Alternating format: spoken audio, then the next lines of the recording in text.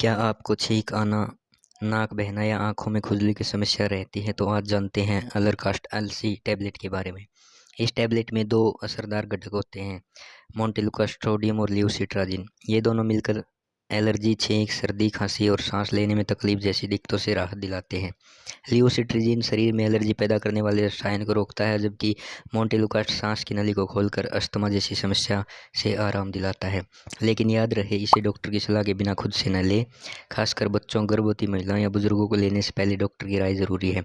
Allergy से राहत चाहिए तो इलाज सही रखें और दवा सिर्फ डॉक्टर की सलाह पर ही लें। स्वस्थ रहे, सतर्क रहे, यही है आपका हेल्थ सूत्र।